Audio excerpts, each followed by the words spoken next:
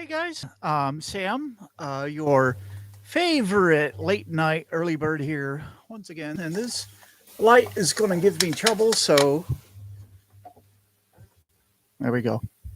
Perfect. You're Sam, your late night early bird. One more time, Sammy Pork Chop. So I just want to say, first of all, thank you guys and girls and whoever's checking in with me tonight. I had announced a earlier uh, scheduling for this to for 11 o'clock, and we're right on time. So, uh, topics right off the cuff. Um, yeah, let's see. I want to number one. I want to say. I want to say some things about perspective and truth, um, and how that can craft an ideology. But that sounds so wordy. Um, I don't like big words. This video series is just going to be a series of. I'm going to cut it from 20 because I looked over last posting. It was 20 minutes, and I was kind of wandering around and kind of stretching out the time. And I think until I can deliver a more clear and concise session, um, I'm going to truncate or abbreviate the time, not just to, you know, in the name of not,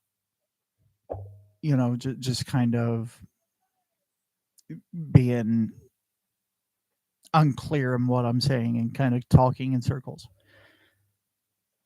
So, what I'd like to talk about tonight is perspective and the role that plays. Um, and geez, and in my life specifically, and maybe how it can uh, be the same thing in maybe you guys' life. I'm starting the series just to let you guys know me, to get to know you. Um, I 100% believe that the only things worth doing are when you're vulnerable. A wise man once said that, um, you know, if something scares you, you should probably do it. Um, and now, uh, so there we go about perspective and truth. Um, uh, I want to get something. I want to get something. I'll show you something.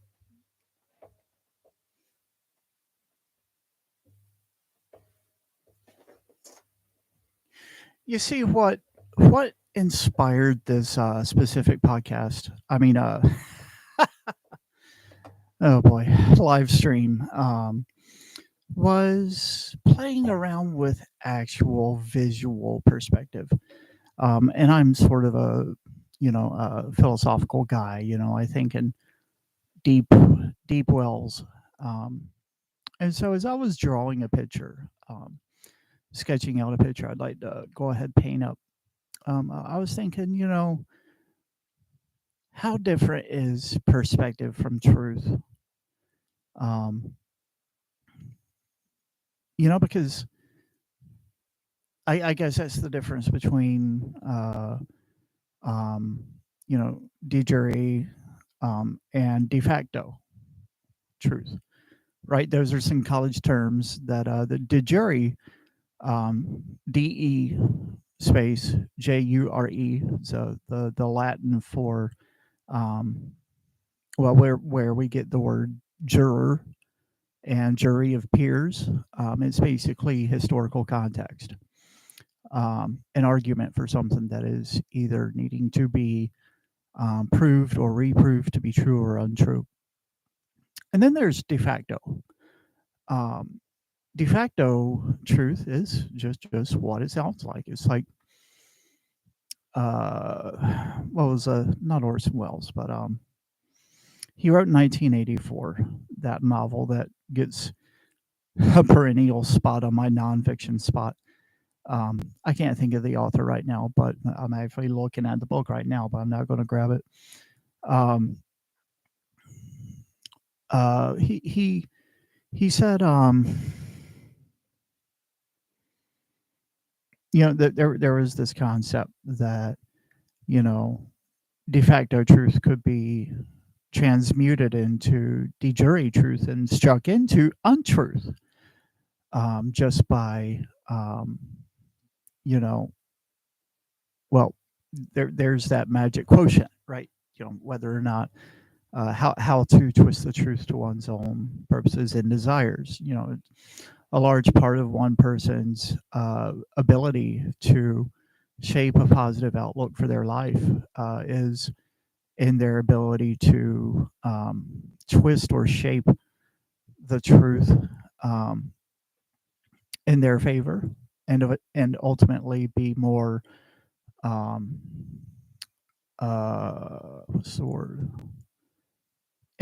influential, um, in their own life, which is really what we're all looking for. I think we're all looking for power of some sort. Even the smallest child, in less than fortunate circumstances,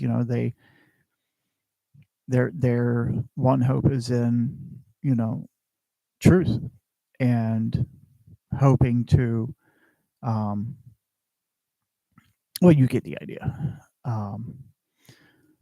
And so here we go. I'm going to show you a picture. I kind of proud of this one. I like it.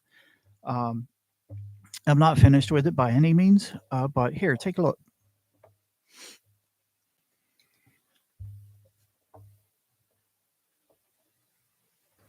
And I'll call this one Doors of Night. And I'm borrowing J.R.R. Tolkien's words as he was regarding the entrance and exit to the void, surrounding the outside of Middle Earth as his literary creation, literary representation of Earth, the world, um, and how all the things in the planet, whether or not they were once angelic or not, whether or not they had angelic origins, once they uh, entered into that world of Middle Earth, they were beholden to the world, and they could no longer access their. They were linked into the destiny of the physical realm. And I think that's such a fascinating concept. But his use in the phrase "the doors of night," right, and why I'd like to borrow it and perhaps deviate from it is, um, the main foe of the Lord of the Rings, The Hobbit, Silmarillion, The Book of Lost Tales, The Tale of Numenor, blah blah blah, was how, his name was Morgoth. He was just like the big bad dude of Middle Earth. Um, and eventually he was beat up pretty bad by the rest of the powers that be, and thrown outside the doors of night. Okay. And so, what that potentially means, in my conjecture, I haven't been able to source any of this, other than my own cerebellum, um, is that once he goes outside the doors of night, right? If you're spiritually and atomically, physically, spiritually beholden to a physical realm, and then you're kicked out, what does that mean for you? Um, and the nighttime gets such a bad rap. Um, I don't call myself your favorite late night early bird for no reason. I mean, here it is. I'm up at 11 o'clock doing a live stream just because that's when I want to. Um, that's when I feel most alive. So if let's regard this doors of night notion, right? In theory, for me, the big baddie, big bad guy of Lord of the Rings, once he's shoved outside the doors of night, right, he is no longer um, beholden to it, which he by nature now is, but going so far against nature, he participates in his own destruction. And I have this very clear visual in my head of how how like it would be like spaghettification, you know, turning yourself into meat going into the meat grinder, just like like particles floating off away from each other, not any in not even in some sort of good grief, not even in some sort of uh grand dramatic manner, just kind of like particles drifting off, much like we saw in the MC or in the next to last picture, Infinity War. And for me, it means something so much different. Um, because the doors of night. I'm going to show you the picture again, just to bring it back around. Of course, we got our magic mushrooms.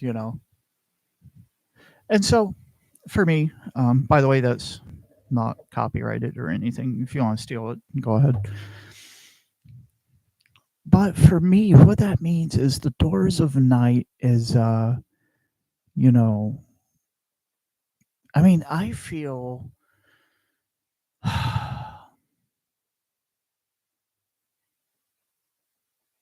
okay, so like with the rain um, tapping on the window outside, and the only lights are the ones I have on, and I hear a random intermittent car driving along a, you know, rainy road, you know, splashing through puddles. Um, it's all very romantic in my mind. And, the doors of night, geez, that takes on a real, like, biblical analogy um, and anatomy. Um, because, that's what we're all sort of looking for. We all want that reassurance that when we go into the doors of night, after this physical, corporeal body is particles again and no longer a single sentient meat suit, if I can borrow the ugly term. But once our bones are all that's left of us, um, where did we go when we passed away? Did the doors of night welcome us or destroy us? Um, and for me, that is so incredibly wonderful to not have the answer beforehand, because it gives me the imagination to say, well, you know, okay, well, this sounds good, but I'm going to kind of borrow a little bit here just because, I don't want to be in one camp all the way. Um, I'll take something here because I want to be holistic and believe what I want to believe.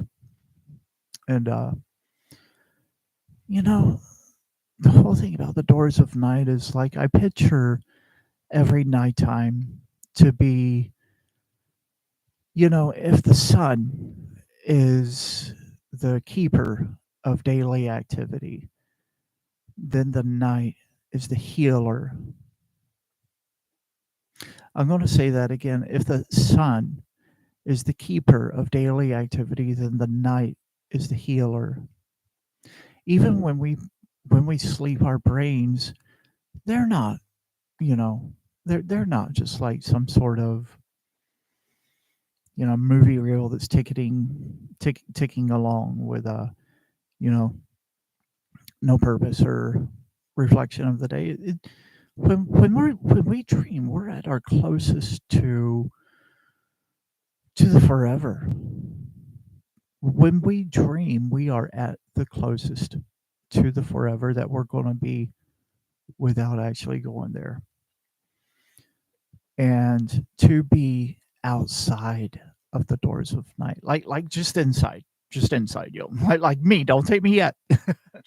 but to wonder about it, I think it's like, if you look at the Sahara Desert, wonderful place, such majesty in the endless dunes. And I don't think it's particularly beautiful. It looks brutal, but its majesty is in its royalness. Because I couldn't, in a moment, imagine being anywhere and all I see is sand, hot sand, and that sand would rule my life until I was out of its clutches and its grip. And that's majesty. That's power. That's keeping. That's the sun ruling the day. And if the sun and the sand are so linked, then the moon and the leaves and the trees and the flowers have to be so linked.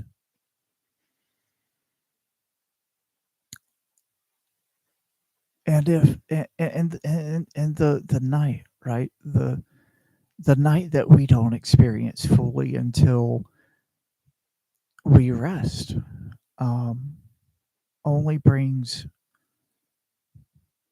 what I can only imagine brings, um,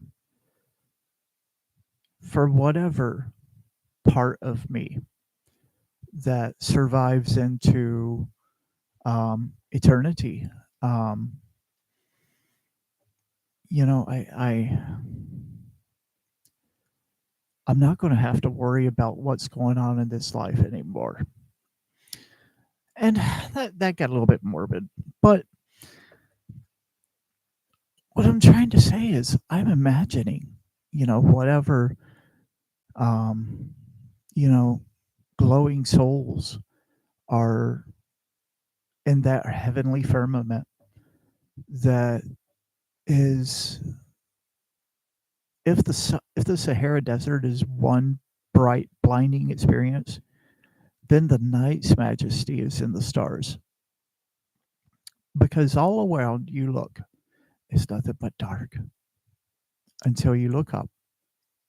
And that's the one place you can always find. Because even if, you know, you're falling down a hill, and things are going roly roly, um, then when you stop moving, when you're finally done being kicked around, when you're finally done doing somersaults at gravity's behest, then you lay on your back and look at the stars, and you can't miss that.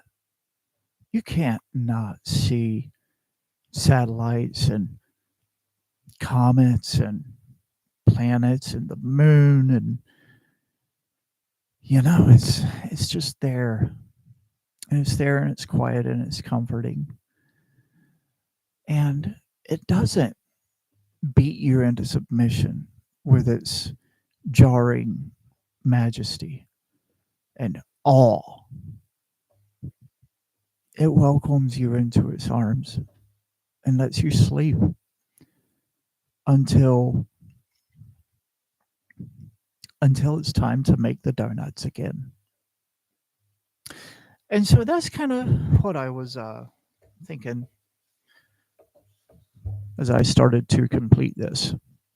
So, like, that's the doors of night, and it's going on into, you can see it's going on into the mountains, and we all go up on that mountain at the end of the day. And so, what I'd like to say to bring it all back around,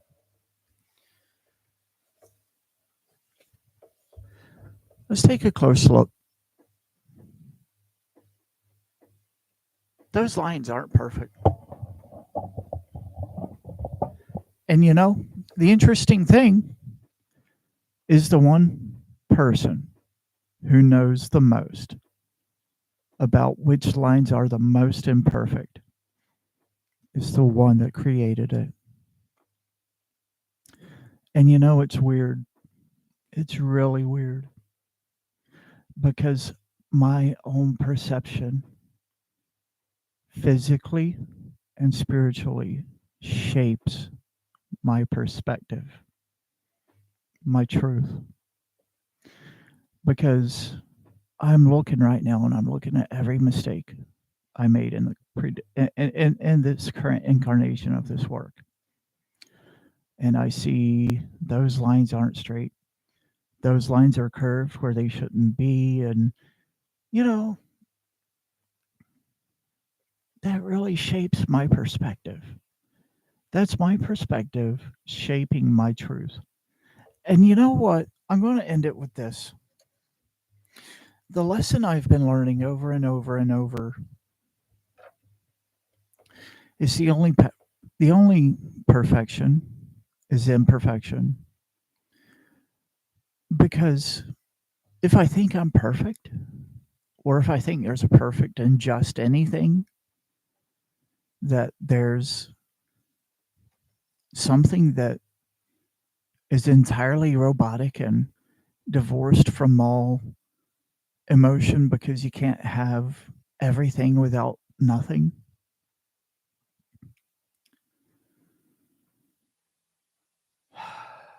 then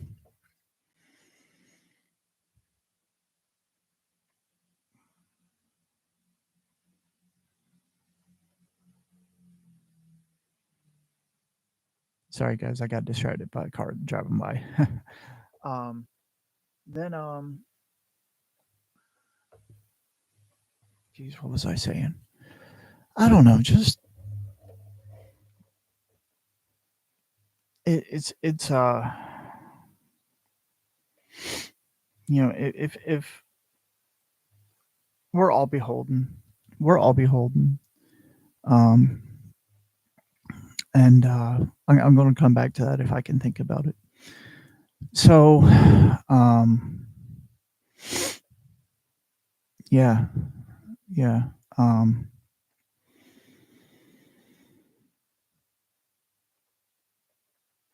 I can't be perfect without being imperfect because if I have such a schizophrenic nature that one part of me believes that I am 100% without reproach by any means, and those people are out there, then that means that other half, because schizoid means to cleave down the middle.